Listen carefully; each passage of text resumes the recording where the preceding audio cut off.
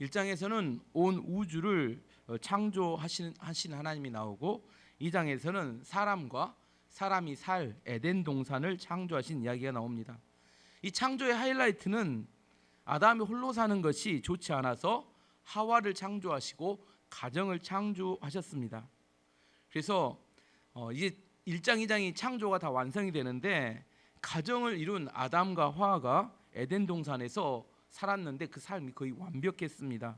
매일 하나님과 교제했기 때문에 영적으로 충만한 삶을 살았고 벌거벗었으나 부끄럽지 않을 정도로 정서적으로도 충만했으며 에덴 동산의 많은 열매들로 인하여 물질적으로도 풍족한 삶을 살았습니다. 한마디로 다 모아보면 너무 행복했다, 다 좋았다 이렇게 이야기할 수 있습니다.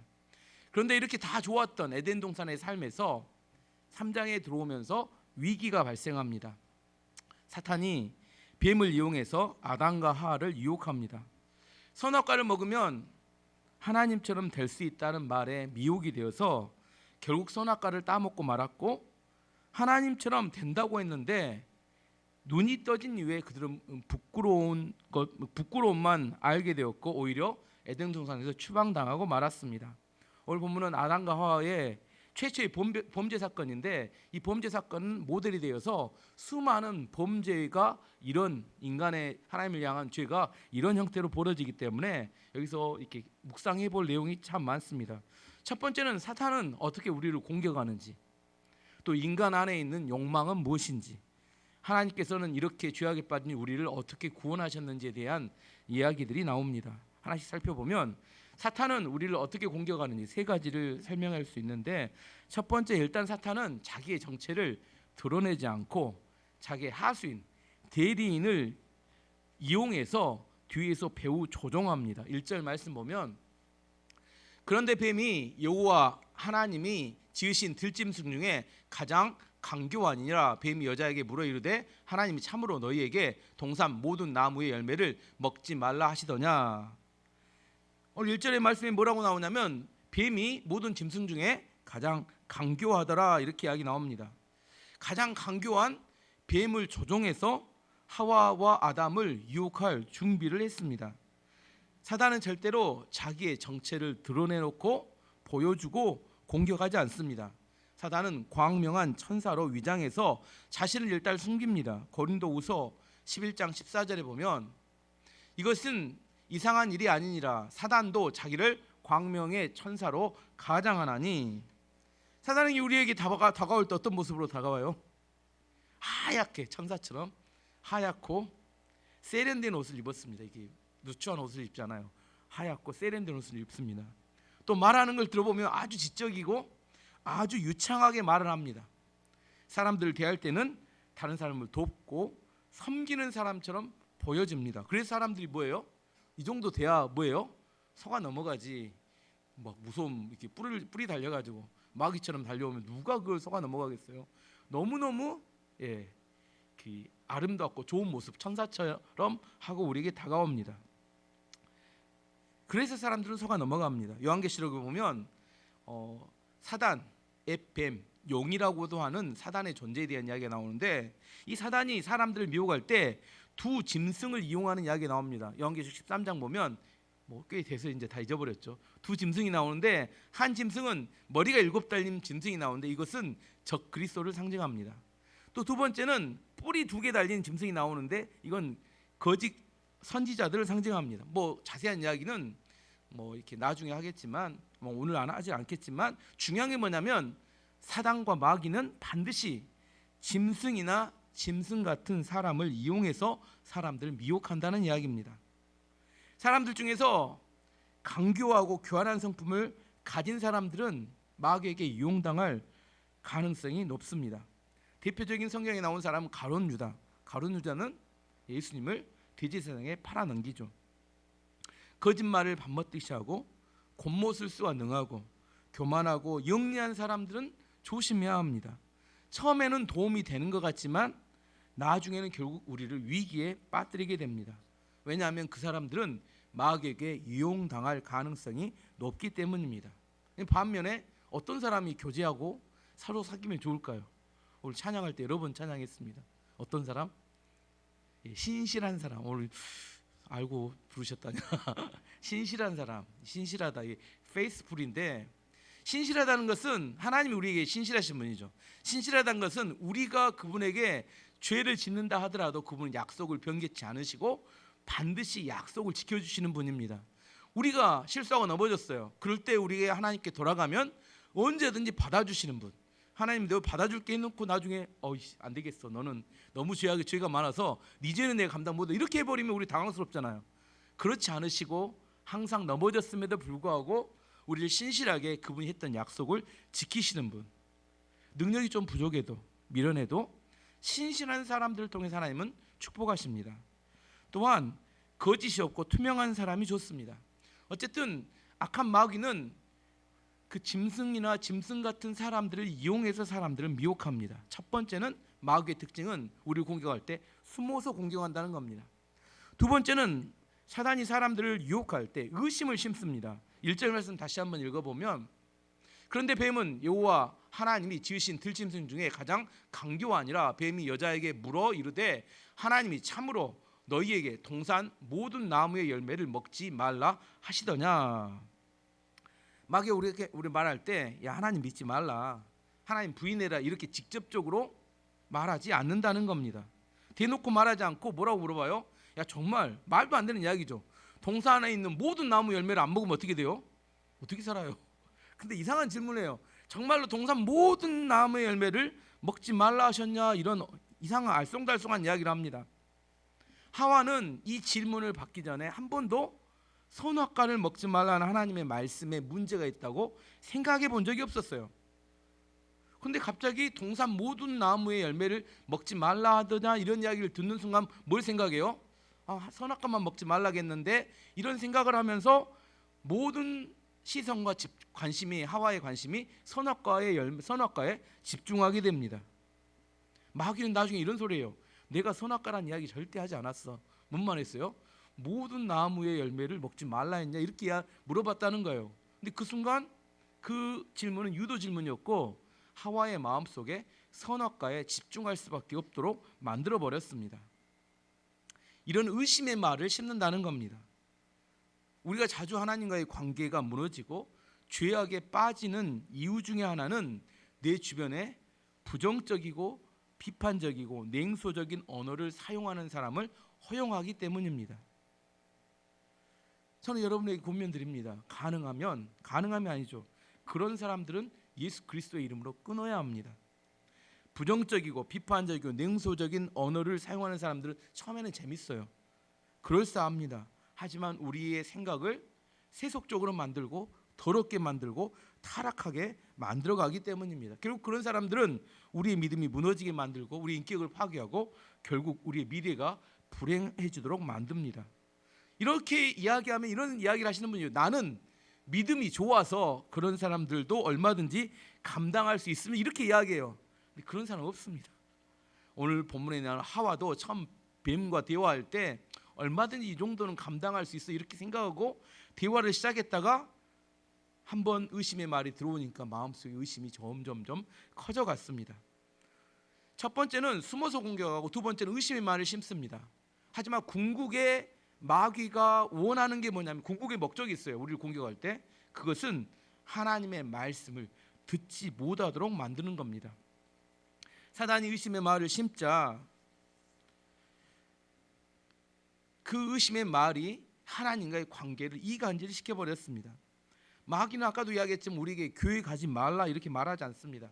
교회는 가도 좋다 하지만 설교는 듣지 마라 이렇게 이야기해요. 교회 가서 열심히 봉사해도 좋고 찬양도 괜찮고 뭐 부엌봉사도 괜찮고 이런 거 다 괜찮은데 설교 시간에는 잠을 자면 좋겠다. 말씀만 안 들으면 뭐가 돼요? 마귀 밥이 됩니다. 뱀의 질문에 대해서 하와가 이렇게 대답하는데 그 대답이 좀 이상했습니다. 2절 3절 말씀 하와의 대답을 읽어보면, 여자가 뱀에게 말하되 동산 나무의 열매를 우리가 먹을 수 있으나 동산 중앙에 있는 나무 열매는 하나님의 말씀에 너희는 먹지도 말고 만지지도 말라 너희가 죽을까 하노라 하셨느니라. 하나님은 어떻게 말씀하셨는지 창세기 2장 16절 17절 보면 하나님의 말씀을 다시 한번 봐볼게요. 요 하나님이 그 사람에게 명하여 이르되 동상 각종 나무의 열매는 내가 임의로 먹되 선악을 알게 하는 나무 열매는 먹지 말라. 내가 먹는 날에는 반드시 죽으리라 하시니라. 뭔 차이가 있었어요? 한 가지는 빼고 한 가지는 넣었습니다. 뭘 추가했어요? 만지지 말라는 말은 없는데 뭐 얼떨결에 또 만지지 말라는 말을 추가했어요. 또 뭔 말은 빼버렸어요? 먹으면 반드시 죽으리라 이렇게 이야기했는데 죽을까 하노라 이렇게 이야기했습니다. 죽을 수도 있고 안 죽을 수도 있다, 이런 뉘앙스 이야기를 했습니다. 하와가 하나님이 하신 말씀에 대해서 정확히 인용한 게 아니라 자기 생각을 섞어가지고 대충 이야기를 했어요. 마귀가 뭘 알아챘어요? 아, 이 여자는 말씀 생활이 소홀한 여자구나. 금방 알아챘습니다. 대충 이야기하고 느슨하게 이야기한 걸 통해서 대충 하지 마세요. 말씀 꼭 그대로 해야 합니다. 그러더니 이 이야기를 말씀을 듣더니 마귀가 갑자기 뱀이 돌변했습니다. 그리고 단호하고 직접적으로 이야기합니다. 4절 말씀 보면 뱀이 여자에게 이르되 너희가 결코 죽지 아니하리라. 결코, 절대로, never. 하나님이 반드시 죽는다겠는데 이 여자는 이렇게 하와는 뭐라고요? 죽을지도 모르겠다 이렇게 영어로 말하면 메이저 그런 표현을 하니까 마귀가 오히려 절대로 죽지 않는다고 이야기하니까 누구의 생각이 뒤집어져 버렸어요? 하와의 생각이 그 순간 충격을 받았습니다. 아마 하와가 반드시 죽는다고 하나님이 하셨어 이렇게 이야기했으면 마귀가 찔러보다가 아, 여기는 안 되겠다, 여기다 공격해봤자 남는 게 없겠다고 물러났을지 모릅니다. 근데 딱 찔렀더니 뭐예요? 죽을지도 모른다고 하셨어 이렇게 하니까 너 잘 걸렸어. 그 순간 반드시 죽지 않는다고 말하는 순간 그 이야기를 듣고 있던 하와의 정신이 번쩍했습니다. 그 전까지는 아무 생각도 없었어요. 뭐 먹으면 죽겠지, 그래서 안 먹어야겠다 이렇게 그냥 생각하고 살았는데 안 죽는다고 이야기하는 그 순간 아, 그럴 수도 있겠네. 한 번도 생각을 해보지 못했는데 충격을 받았습니다. 그 순간 하와의 허점이 드러났고 마귀는 일사천리로 이제 공격합니다. 5절 말씀 보면 너희가 그것을 먹는 날에는 너희 눈이 밝아져 하나님과 같이 되어 선악을 알 줄 하나님이 아심이니라. 무슨 의미냐면 지금까지 하나님이 너희들을 속인 거야.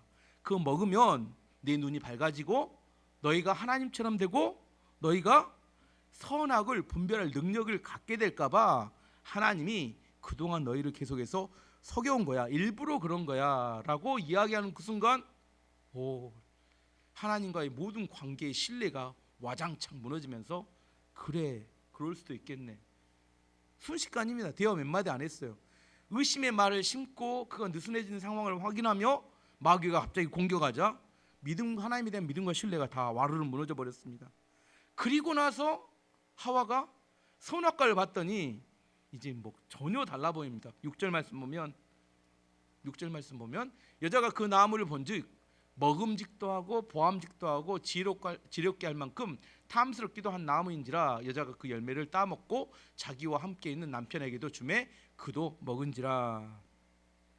그 전에까지 이야기를 대화하기 전까지 아무런 감동이 없었어요. 아무런 느낌이 없었고 먹고 싶은 마음도 없었어요. 근데 그 마귀의 뱀의 몇 마디 이야기를 들었더니 갑자기 그 열매를 보니까 먹음직도 하고 보암직도 하고 지혜롭게 할 만큼 탐스럽게 보이면서 뭐예요? 먹고 싶어 죽을 지경의 상태까지 이르게 돼서 결국은 그 탐욕을 이기지 못하고 따먹고 남편에게까지 함께 먹도록 했습니다. 자, 지금까지 했던 그 하와가 범죄에 빠져가는 과정 중에 이 범죄에 빠지게 된 결정적인 이유가 뭡니까? 의심의 말을 통해서 하나님의 말씀에 대한 믿음을 약화시켜버린 게 결정적인 이유가 되었습니다. 마귀는 지금도 동일하게 역사합니다. 우리에게 죄악에 빠지게 만드는 결정적인 이유는 뭐냐면 하나님의 말씀에 대한 신뢰와 믿음을 무너뜨려 버리는 겁니다. 그래서 이 시대에 교회가 아니라 교회 안에 목회자들을 공격합니다. 성도들 마음 가운데 목회자를 미워하는 마음이나 목회자가 문제가 있다고 생각하는 마음이 들도록 해버리면 뭐요? 더 이상 그 목회자의 말씀을 듣고 싶지도 않고 들어봤자 믿음을 갖지도 못하게 되기 때문에 결국은 그걸 차단한 다음에는 어떻게 해요? 그 다음에 미혹에 빠지게 되는 마지막 단계로 넘어가게 되는 겁니다. 혹시 내 안에 목회자의 관계가 좋지 않다면 그걸 회복해야 합니다. 왜냐하면 말씀의 통로이기 때문입니다. 마귀의 전략은 뭐냐면 목회자의 관계를 무너뜨려서 결국은 말씀을 못 듣게 하는 게 목적입니다. 목회자가 좋아서가 아니라 목회자가 완벽해서가 아니에요. 저를 보면 항상 부족합니다. 연약해요. 그럼에도 불구하고 우리 교회를 다니면 저를 통해서 선포하는 말씀을 들을 수밖에 없습니다. 이 말씀에 대해서 의심을 하게 되거나 문제가 있다고 생각하면 여러분의 삶과 여러분의 자녀들과 가정이 은혜 안에 살기가 어렵게 되고 결국은 무너지게 만드는 이유가 됩니다. 그래서 갈라디아서 6장 6절이 그래서 이렇게 말합니다. 가르침을 받는 자는 말씀을 가르치는 자와 모든 좋은 것을 함께하라. 항상 같이 살아라 이런 이야기 아니라 좋은 마음을 가져야 된다 이렇게 이야기하는 겁니다. 왜냐하면 그래야 내 영혼이 복이 되고 우리 자녀들이 복이 되기 때문입니다. 혹시 교회 안에서 목회자들에 대한 안 좋은 이야기를 하는 것은 정말 불행한 일입니다. 만약에 그렇게 된다면 정말 교회 다닐 때 정말 좋은 것은 신뢰할 수 있는 목회자와 함께 신앙생활을 해가는 게 가장 축복입니다. 그렇지 못하다면 평생이 불행할 수 있기 때문입니다. 어쨌든 중요한 것은 마귀의 심각한 공격이 있을 때 승리하는 비결은 뭐냐면 하나님의 말씀을 계속 듣는 겁니다. 말씀을 생명처럼 여길 수 있어야 돼요. 말씀을 읽고 묵상하고 암송하는데 헌신해야 합니다. 그래서 우리 교회의 약속의 말씀은 여호수아 1장 8절 말씀입니다. 이 율법책을 내 입에서 떠나지 말게 하며 주야로 그것을 묵상하여 그 안에 기록된 대로 다 지켜 행하라. 그리하면 내 길이 평탄하게 될 것이며 내가 형통하리라. 말씀이 우리 안에 역사에서 그것이 우리의 삶을 형통하고 평탄하게 만든다는 하나님의 약속의 말씀입니다. 말씀에 집중할 수 있어야 돼요. 그러면 마귀의 공격을 분별할 수 있고 이길 수 있습니다. 말씀과의 거리가 느슨해져 가면 우리는 그 느슨한 틈을 타고 마귀가 우리를 미혹하고 넘어뜨리기 때문입니다. 바빠서 말씀을 못 보지 않습니다. 놀러는 다니시잖아요. 밥 먹을 시간이 있잖아요. 놀러 다니면서. 근데 말씀을 못 보는 것은 문제가 있습니다. 그럼 회개하셔야 돼요. 어느 시대든지 어느 사회나 어느 교회나 어느 가정이든지 하나님의 말씀의 권위가 인정이 되고 성경을 최고의 삶의 기준으로 삼는 가정과 교회가 그 사회는 하나님의 축복과 은혜가 흘러넘쳤습니다. 그리고 자녀들이 복을 받고 국가가 부흥하고 성장했습니다. 반대로 말씀을 무시하게 되면 도덕성이 무너지게 되고 하나님의 심판이 찾아옵니다. 어느 시대나 동일했습니다. 중요한 것은 하나님의 말씀을 듣지 못하게 하는 게 악한 마귀의 궁극적인 목표라는 겁니다. 세 가지 악한 마귀가 어떻게 공격했냐면 첫 번째 숨어서, 두 번째는 의심의 말을 던져서, 세 번째는 하나님의 말씀을 듣지 못하게 만들어서 넘어지게 만듭니다. 악한 마귀의 공격이 있었습니다. 근데 악한 마귀의 공격이 있다고 사람이 넘어지는 게 아니라 악한 마귀의 공격에 대해서 우리 마음 안에 있는 욕망이 부추겨지고 욕망이 표현될 때 넘어집니다. 악한 마귀의 공격과 우리 마음의 욕망이 둘이 합쳐졌을 때, 손바닥이 부딪힐 때 죄악이 발생하게 되는 겁니다. 악한 마귀가 강하다고 우리 교회나 성도들이 넘어지는 게 아닙니다. 왜냐하면 악한 마귀의 공격이 강하면 강할수록 훨씬 더 하나님의 말씀을 잘 붙들고 있으면 죄악에 빠지지 않고 넘어지지 않아요. 근데 악한 마귀의 공격에 우리가 느슨해져 있는 상태에서 우리 마음 안에는 욕망이 충동을 받게 되면 그 욕망이 일어나게 됩니다. 5절 말씀 다시 한번 보면 너희가 그것을 먹는 날에는 너희 눈이 밝아져 하나님과 같이 되어 선악을 알 줄을 하나님이 아심이니라. 선악과를 먹는 날에는 세 가지 변화가 나타난다고 이야기했어요. 첫 번째, 눈이 밝아진다. 두 번째, 하나님처럼 된다. 세 번째, 선과 악을 분별할 줄 아는 능력이 생긴다. 이걸 뭐라고 하냐면 사탄이 주는 비전이라고 합니다. 비전. 하나님만 비전을 주는 게 아니라 사탄이 비전을 줘요. 그걸 하게 되면 우리가 어떤 모습으로 바뀔 것 같다는 그런 꿈과 비전을 주는데 이게 사탄의 비전입니다. 하나님처럼 된다. 선악을 분별할 줄 안다. 우리 눈이 밝아진다. 요즘 이 시대에 사단이 던지는 비전은 뭐예요? 젊은이들에게 비트코인 같은 가상화폐를 사면 10배, 100배의 수익을 내서 큰 부자가 되고 일을 하지 않고 조기에 은퇴해서 내가 하고 싶은 걸 마음껏 할 수 있는 그런 세상이 온다. 이게 비전이다니까요. 사단이 주는 비전. 샀더니 어떻게 됐어요? 쫄딱 망해서, 쫄딱 망해서 엄청나게 빚을 지고 파산하기 직전에 왔습니다. 또 다른 비전이 뭐예요? 영끌을 해서 영혼까지 끌어모아서 빚을 내서 집을 사라. 20대 30대가 엄청나게 많은 집을 샀는데 갑자기 금리가 폭등하면서 이자를 갚을 길이 없어지니까 어떻게 돼요? 이제 곧 경매로 넘어와서 이제 부동산을 통해서 파산하는 사람들이 많이 나오게 될 수밖에 없는 상황이 지금 처해져 가고 있습니다. 왜 사람들이 이렇게 자꾸 부자가 되고 싶은 마음에 들끓었어요? 하나님 없이 살 수 있는 완전한 삶을 꿈꾸기 때문입니다. 인간은 그런데 완전하게 만들어진 존재가 아니에요. 사람은 불완전한 존재로 만들어졌어요. 이거 인정해야 합니다. 내가 하나님처럼 되고 싶다. 이게 사단이 주는 욕망이다니까. 인간은 불완전하게 만들어요. 무슨 의미냐면 양이 목자 옆에 있을 때 가장 행복한 것처럼 인간은 완전해져 행복한 게 아니라 사람은 하나님 옆에 하나님을 의지할 때 가장 행복할 수 있도록 창조되었습니다. 아담과 하와는 자기가 에덴 동산을 만들어 본 적도 없어요.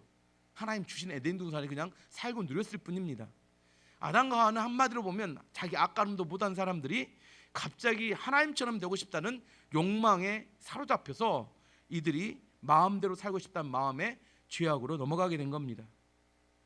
인간이 하나님처럼 되고 싶다는 마음을 가질 때부터 불행해집니다. 남편은 아내를 사랑하지 않고 아내를 지배해야겠다. 이게 불행하게 만듭니다. 아내는 남편을 섬기지 않고 남편을 지배해야겠다. 이게 불행하게 만들어요. 직장의 사장님은 직원들을 섬기려고 하지 않고 직원들을 종처럼 부리려고 할 때부터 불행해집니다.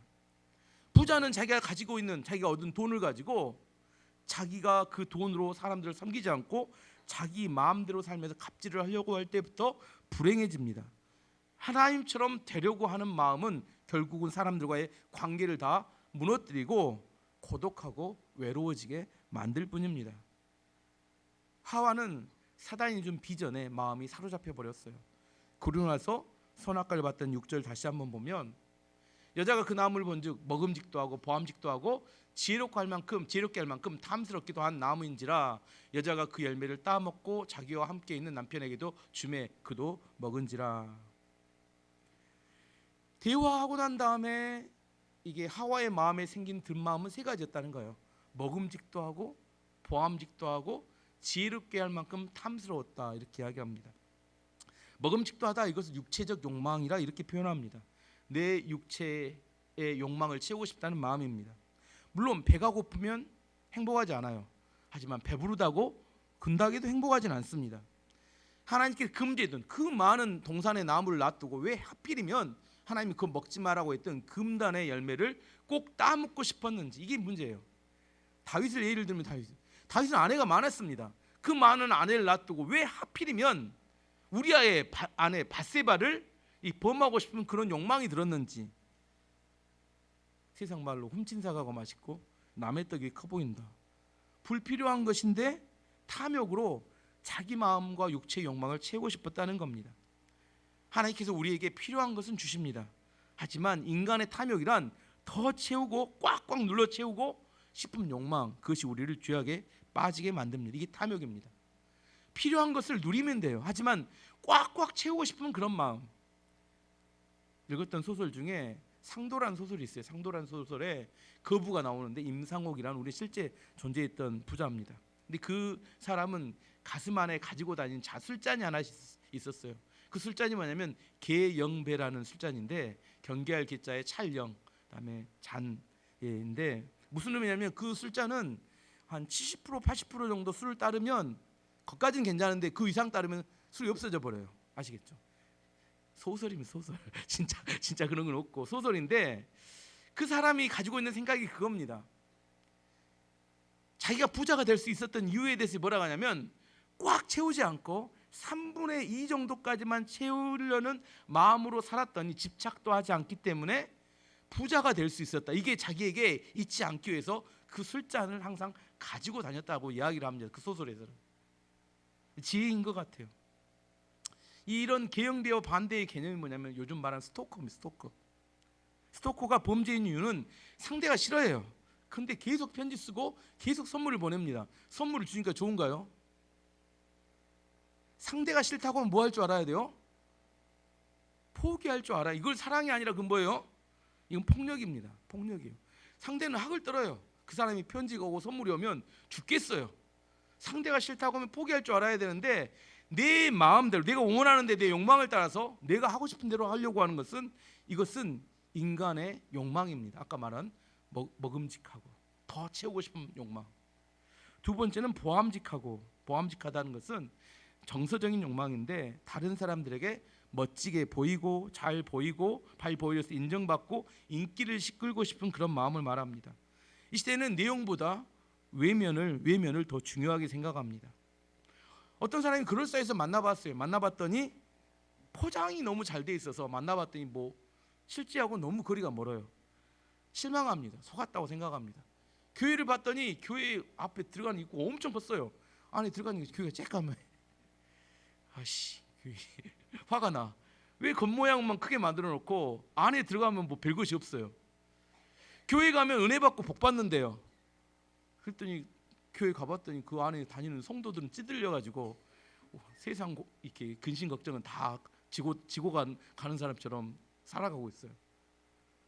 우리 안에 하나님의 축복과 은혜가 있고 하나님의 능력이 있다고 이야기하면 그 겉으로 표현된 것보다 훨씬 더 많은 것이 내면에 갖추어져 있는 사람이 진짜입니다. 하지만 외형적으로 보여주는데 급급하게 되면 우리가 뭔가 하나님과 잘못된 아까 말한 여기 말한 보암직통하고 이런 유혹에 빠졌다는 겁니다. 사무엘이 다윗의 아버지 이새의 집에 왕으로 기름 부을 사람을 아들을 찾기 위해서 갔습니다. 다윗은 이렇게 없었죠. 7 아들만 있었습니다. 첫 번째 엘리암을 봤을 때 사무엘의 마음이 너무 감동이 됐어요. 그래서 기름을 붓고자 했을 때 하나님께서 책망했습니다. 사무엘상 16장 7절 말씀 보면 여호와께서 사무엘에게 이르시되 그의 영모와 키를 보지 말라. 내가 이미 그를 버렸노라. 내가 보는 것은 사람과 같지 아니하니 사람은 외모를 보거니와 나 여호와는 중심을 보느니라 하시더라. 하나님 뭘 보신다고요? 사람은 외모를 보고 사람들의 인정받는 거, 그다음에 사람들의 그 인기를 얻는 거 이런 것에 집중한다는 거예요. 하지만 하나님은 그걸 보지 않으신다는 겁니다. 우리가 외모나 인기나 인정받는 데 집중하게 되면 이게 죄악에 빠질 수 있는 길이 될 수 있다는 걸 아셔야 합니다. 내면을 가꿀 줄 알아야 되고 내면을 볼 줄 아는 능력이 필요합니다. 세 번째는 지혜롭게 할 만큼 탐스럽다. 이건 영적인 욕망을 말합니다. 지혜를 통하여 선과 악을 분별할 만한 능력이 생기고 그걸 통하여 많은 사람들을 통제하고 다스리고자 하는 그런 욕망을 이야기합니다. 이 세 가지 욕망과 비슷한 게 나와 있는 게 요한일서 2장 15절 16절이 이렇게 말합니다. 이 세상이나 세상에 있는 것들을 사랑하지 말라. 누구든지 세상을 사랑하면 아버지의 사랑이 그 안에 있지 아니하니 이는 세상에 있는 모든 것이 육신의 정욕과 안목의 정욕과 이생의 자랑이니 다 아버지께로부터 온 것이 아니요 세상으로부터 온 것이니라. 육신의 정욕, 안목의 정욕, 이생의 자랑 이게 똑같은 겁니다. 먹음직도 하고 보암직도 하고 지혜롭게 할 만큼 탐스럽지도 하는지라. 아담과 하와 시대에 마귀가 썼던 전략은 지금도 동일하게 유효합니다. 사람들의 마음에 있는 식욕과 정욕을 부추깁니다. 사람들의 마음 안에 있는 인정받고 싶고 인기를 얻고 싶은 마음을 부추깁니다. 사람들의 마음 가운데 지혜를 통해서 권위를 가지고 사람들을 조종하고 다스리고자 하는 마음을 부추깁니다. 하나님을 떠나게 되면 이 세 가지가 그 사람을 지배하게 됩니다. 이게 아까 말했죠. 악한 마귀가 공격하는 공격 루트가 있고 인간 마음 안에 있는 인간의 욕망이 합쳐졌을 때 이게 범죄가 넘어가는 겁니다. 악한 마귀가 있다고 다 우리가 범죄에 넘어가지 않아요. 하지만 우리가 마음 안에 있는 세 가지 종류의 욕망이 우리를 넘어뜨린다는 것을 알아야 돼요.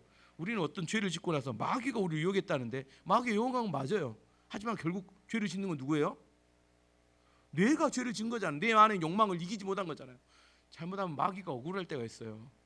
자기가 다 한 거 아닌데 지가 해놓고 나서 누구한테 덤태기를 씌워요? 마귀가 다 뭘 했다고 덤태기를 씌우는데 그건 아닙니다. 마귀의 유혹이 반드시 있습니다. 하지만 내 안에 있는 욕망으로 내가 결정적으로 그걸 받아들이고 실행에 옮겼기 때문에 범죄가 발생하는 겁니다. 그러면 마지막 세 번째로 하나님께서는 이 범죄한 인간을 위해서 무엇을 하셨나? 이 주제에서 먼저 한번 다뤄봐야 할 것이 전번에 다룬다고 했던 게 뭐냐면 하나님께서는 왜 에덴 동산에 선악을 알게 하는 나무를 만들어 놓으셨을까? 선악과를 만들지 않았다면 죄를 범할 필요도 없었고 이렇게 징계를 받을 필요도 없지 않았을까? 이런 생각을 하잖아요. 아닌가요? 별로 궁금하지 않으신가요? 선악과를 만드신 이유가 있었을 거 아니에요. 두 가지 이유가 있습니다. 첫 번째는 선악과는 하나님과 아담 사이의 언약의 나무입니다. 무슨 말이냐면 우리는 생각할 때 선악과는 유혹의 나무라고 생각할 수 있는데 그렇지 않습니다. 언약의 나무예요. 이스라엘 백성들이 광야를 40년 동안 이렇게 출애굽에서 떠돌 때 그들 한가운데 이스라엘 백성 한가운데 뭐가 있었어요? 성막이 있었음. 성막이. 이스라엘 백성들은 일어나면 어느 곳에서든지 가운데 있는 성막을 볼 수 있었습니다. 성막이 뭘 상징하냐면 하나님의 임재를 상징하기 때문에 성막을 보면 하나님을 기억할 수 있었습니다. 마찬가지로 아담과 하와가 에덴 동산에 살면서 나머지 모든 것은 다 마음대로 먹어도 돼요. 근데 선악을 알게 하는 선악과를 보는 순간 뭘 기억해요? 그래, 하나님께서 이 나무는 먹지 말라고 하셨어. 그러면 이 에덴 동산의 주인은 누구예요? 하나님이시지. 그럼 나는 어떻게 살고 있어요? 하나님의 은혜와 축복으로 살고 있지. 이걸 기억하는 겁니다. 만약에 선악과가 없었다면 이렇게 됩니다. 10년 지나고 50년 지나고 100년 지나면 처음에는 은혜와 감격 속에 살아요. 이거 누구 거였어 원래? 하나님 거였는데 100년 지나면 이거 내 것이 돼요. 자, 물어볼게요. 여러분이 지금 살고 있는 집은 여러분 건가요? 하나님 건가요? 처음 이사 갔을 때는 예배 드리고 난리 납니다. 하나님 은혜로 주셨다고 감사 헌금하고 막 난리 나요. 한 10년 지나면 뭐라고요? 자기 집이래. 이거 하나님이 주신 게 아니라 언제부터 마음속에 내 마음속에 이것이 내 것이 돼 있어요. 여러분 자녀는 여러분 건가요? 하나님 건가요? 낳았을 때는 또 예배 드리고 또 난리 납니다. 덜 됐다고 뭐 축복기도 하고 하나님 거라고 인정하는데 청지기라고 인정하는데 시간이 지나면 내 자식이 돼요. 이게 인간의 뭐 불과 10년 20년만 지나 똑같습니다.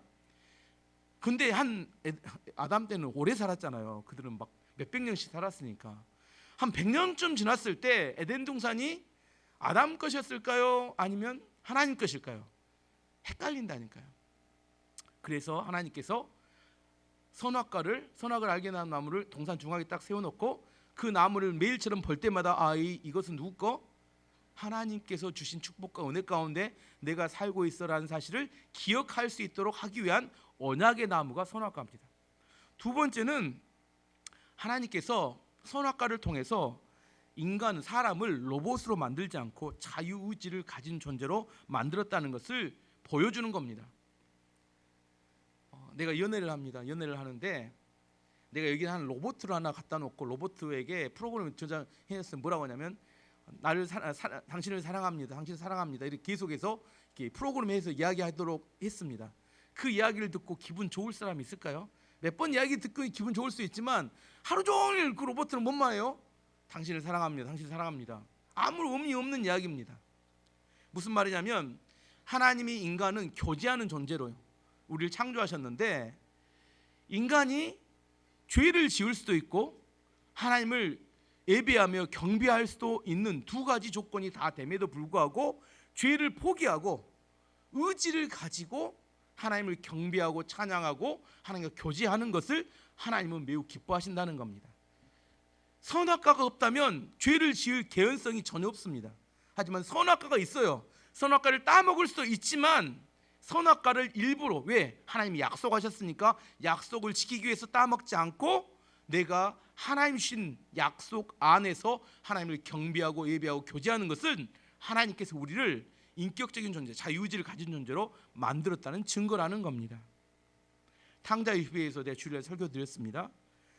아버지가 탕자가 떠나면 반드시 실패하고 넘어질 걸 알았습니다. 왜 그럼에도 불구하고 탕자에게 많은 돈을 줘서 떠나보냈다고 했어요? 스스로 자발적으로 자기의 의지를 가지고 아버지 품이 좋다는 것을 알고 돌아오기를 기다렸기 때문이라고 말씀드렸습니다. 하나님 안에서 우리의 자유의지가 중요합니다. 억지로 쥐어짜서 만들어내는 게 아니라 내가 하나님을 내 의지를 가지고 하나님이 나의 주인이십니다. 하나님 나의 왕이십니다. 하나님 나의 최고의 경배 받으실 게 합당한 분입니다. 이렇게 고백할 때 하나님은 매우 기뻐하시고 즐거워하십니다. 만약 선악과가 없었다면 그런 것이 없어요. 그냥 로봇입니다. 인간은 로봇으로 만들어진 겁니다. 왜 선악과를 만들었는지 이해하셨고, 그러면 아담과 하와가 그 선악과를 따먹은 다음에 나타난 첫 번째 반응은 무엇이었냐? 7절 말씀이 나옵니다. 7절 보면 이에 그들이 눈이 밝아져 자기들이 벗은 줄을 알고 무화과 나무 잎을 엮어 치마로 삼았더라. 마귀가 했던 이야기가 틀리지 않았어요. 뭐가 밝아졌어요? 눈이 밝아졌죠. 그리고 뭘 봤어요? 자기들이 벗은 거, 선악을 분별할 줄 아는 눈이 생겼어요. 마귀의 말이 틀렸어요? 다 맞았습니다. 마귀는 맞는 말 만다니까요. 근데 마지막만 안 보여줬어요. 그 벌거벗은 걸 보고 난 다음에 뭘 생각했어요? 부끄럽다. 여기는 이야기해주지 않습니다. 마귀는 앞에 한 이렇게 70-80% 이야기해주고 마지막 끝을 이야기하지 않아요. 끝이 뭐예요? 그걸 보고 기분이 좋았더라, 행복했더라, 이렇게 하면 좋은데 그것을 알았어요. 눈도 밝아졌고 뭐 선악을 알게 구분한 능력도 생겼는데 뭐가 되면서 결과적으로 부끄러움과 수치만 느끼게 되었다는 겁니다. 그럼 왜 눈이 밝아진 게 좋아요? 그건 잘 모르겠어. 눈이 밝아진 것이 좋다고 생각해 본 적이 한 번도 없는데, 좋지도 않은데 눈이 밝아지게 만들어서 선과 악을 구분한 능력이 생겼는데 결과론적으로 인간은 불행하게 되었습니다. 그래서 뭘로 옷을 만들어 입어요? 무화과 나무 잎으로 이렇게 옷을 만들었어요. 그럼 1시간 뒤에 어떻게 될까요? 이게 말려 올라가요. 이렇게 딱 말라서 쫙 말려 올라가거나 이제 깨지면 이제 또 부끄러우니 또 만들어야 되고. 정말 한심한 노릇이죠. 차라리 뭐 하면 좋은데? 모르고 살면 더 좋은데. 모르고 살면 꼭 우리가 선과 악을 구분할 능력이 있어야 된다, 저는 그렇게 생각지 않습니다. 없어도 괜찮아요. 뭐만 있으면, 그 구분하신 하나님 옆에 붙어 있으면 그분이 정리해 주신 대로 사는 게 가장 행복합니다. 굳이 우리가 하나님처럼 다 구분해야 된다, 그렇게 생각할 필요 없다고 저는 생각합니다. 하나님께서 이렇게 무화과 나무 잎으로 수치심을 가리고 사는 그들을 위해서 무슨 옷을 줘요? 가죽 옷을 줍니다. 창세기 3장 21절 말씀 보면 여호와 하나님이 아담과 그의 아내를 위하여 가죽 옷을 지어 입히시니라. 이것을 원복음이라고 합니다. 원복음, 원시복음이라고 하는데, 가죽 옷을 위해서는 누군가 짐승이 죽어야 했습니다. 정확하지 않은데 나중에 언젠가 우리의 수치심을 가리기 위해서 오시는 그분 예수 그리스도에 대한 예표로 보여주는 겁니다. 예수님이 이 땅에 오셨어요. 이 땅에 오셨을 때 악한 마귀가 또 동일한 뭘 공격해요? 3가지로 시험하기 위해서 출동을 했습니다. 예수님께서 40일 금식 기도하고 난 다음에 마귀가 찾아가서 이제 시험함, 첫 번째 시험이 뭐냐면, 배가 고프니까 이 돌을 가지고 뭘 만들어 먹어라? 떡을 만들어 먹으라고 유혹을 합니다. 배고프니까. 그때 예수님께서 뭐라고 하세요? 마태복음 4장 4절 말씀 보면 예수께서 대답하여 이르시되 기록되었어요. 중요합니다. 기록됐다면 어디에 기록됐을까요? 구약 성경에 기록됐겠죠. 사람이 떡으로만 살 것이 아니요 하나님의 입으로부터 나오는 모든 말씀으로 살 것이라 하였느니라 하시니라. 예수님께서 사람은 먹는 걸로만 사는 존재, 육적인 존재가 아니라 하나님의 말씀으로 살아가는 영적인 존재임을 선포하셨습니다. 두 번째로는 높은 산에 높은 성전 꼭대기로 들어가서 뭐라고 하냐면, 야, 네가 뛰어내려봐라.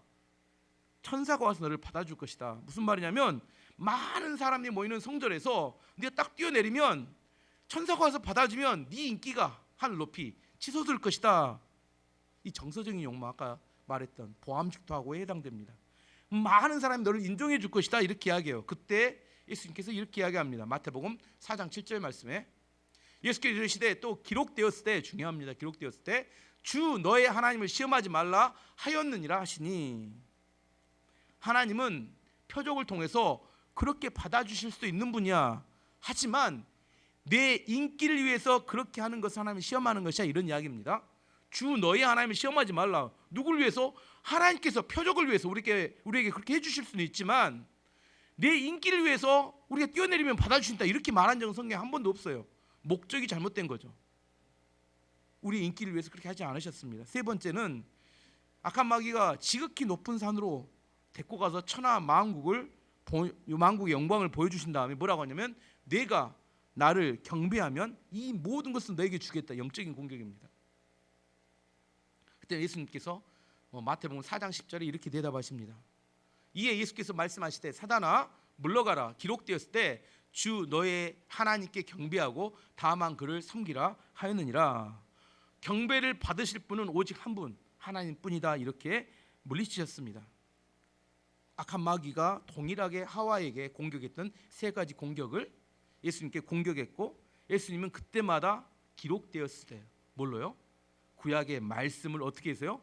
정확히 암송해서 악한 마귀의 공격을 물리치셨습니다. 하와가 넘어진 이유는 뭐예요? 말씀을 암송을 못해서 넘어진 거고, 아시겠죠? 예수님이 이기신 이유는 말씀을 정확히 암송해서 물리치신 겁니다. 아시겠죠? 예수님이 이 땅에 오시는 이유는 하와와 아담이 실패했던 것들을 다시 회복하기 위해서 이 땅에 오셨습니다. 오늘 말씀에 정리해 보도록 하겠습니다. 사단은 우리를 어떻게 공격합니까? 세 가지 이야기했습니다. 숨어서 공격하고, 그다음에 의심을 심어주고, 또 하나님의 말씀을 듣지 못하게 만듭니다. 우리 안에 있는 욕망이 세 가지가 있습니다. 육신의 정욕과 더 채우고자 하는 마음. 더 채우고자 하는 마음은 어떤 마음이냐면 하나님 주시지 않는 것까지 내가 얻고자 하는 마음을 말합니다. 안목의 정욕, 사람들에게 인정받고 인기를 끌고 싶은 마음. 세 번째, 이생의 자랑, 지혜를 가지고 자기가 영적인 권위를 가지고 하나님이 되어서 다스리고 싶은 마음을 이야기합니다. 이렇게 무너진 인간이, 죄악으로 무너진 인간을 위해서 하나님은 무슨 일을 하셨어요? 예수님을 준비하셨다는 겁니다. 가지고 오시자 예수님, 우리를 대신해서 승리하시는 그 예수님이 우리를 위해서 이 땅에 오셨습니다. 지금도 우리는 동일하게 뭘 먹어요? 선악과를 먹습니다. 동일한 유혹을 받고 선악과를 먹어요. 선악과를 먹을 때 어떤 마음으로 먹어요? 그거 먹으면 우리 정말 내가 원하는 걸 이룰 수 있을 것처럼 생각하지만 그걸 먹으면 먹을수록 우리는 점점 죄악 가운데 하나님으로부터 축복이 멀어져 갑니다. 우리가 먹어야 될 것은 생명나무의 열매입니다. 예수 그리스도를 먹고 마셔야 합니다. 예수 그리스도를 머리로 알고 있는 것은 별 도움이 안 된다고 계속 말씀드립니다. 예수 그리스도를 먹고 마시는 걸 통하여 예수 그리스도가 내 피와 살이 되어서 내 안에 흘러다녀야 되고 내 안에 역사하는 능력이 되어야 합니다. 다른 말로 하나님의 임재 가운데 살아갈 수 있어야 합니다. 그럴 때 우리는 진정으로 마귀의 공격으로부터 이겨낼 수 있습니다. 마귀의 공격이 시대 얼마나 극심한지 TV를 틀거나 핸드폰을 보거나 어디 가든지 끊임없이 계속해서 이 땅 가운데 있는 것은 우리의 욕망을 자극하고 우리의 아버지 보는 외적인 것들을 자극하고 또 우리 안에 영적인 권위와 하나님이 되고자 하는 그런 욕망을 자극해서 우리로 하여금 하나님을 신뢰하고자 하며 살지 못하게 만들고 있습니다. 예전에는 이렇게 저도 설교를 세게 이야기하지 않았는데 지금 제가 살아가는 삶을 보니까 그냥 대충 살다가는 대충 망하겠구나 제 드는 느낌입니다. 오직 하나님만을 의지해서 내가 하나님께 내 마음을 드리고 내 집중해서 하나님과 동행하는 삶을 내가 정말 의지적으로 살기 위해서 헌신하지 않으면, 말씀을 묵상하고 내가 말씀 가운데 살아가기 위해서, 내가 하나님의 임재 안에 살기 위해서 발버둥 치지 않으면 내 마음을 빼앗아가는 것들이 너무 많습니다. 내 마음을 부정적으로 만들고 무너지게 만들고 내가 하나님께 집중하지 못하게 하는 것들이 너무 많아요. 지식이 우리를 보장해 주지 못합니다. 아무리 성경이 많이 알아도 그것이 우리를 보장해 주지 못합니다. 내가 하나님과 인격적인 관계 안에서 성령이 내 안에 역사하며 성령이 나를 지배하고 인도해 가실 때 그 안에 내 삶이 아버지 그것이 내 몸에 배이도록 체질이 되어질 때 내가 악한 마귀의 공격에서 이길 수 있습니다. 저는 우리 교회 안에 이 선악과의 공격을 이겨내는 믿음이 있기를 원합니다. 사람들을 살려낼 수 있는 생명의 능력이 있기 원합니다. 겉에서 드러나는 오면 돼 이게 아니라 내 내면 깊숙한 곳에서부터 예수 생명의 능력이, 그 배에서 생수의 강이 흘러내리라고 말씀하신 것처럼 내 안에 생수의 강이 흘러서 주변에 오는 사람들이 그걸 마시고 먹고 살아나는 능력의 역사가 있는 믿음의 교회가 되기를 축원합니다.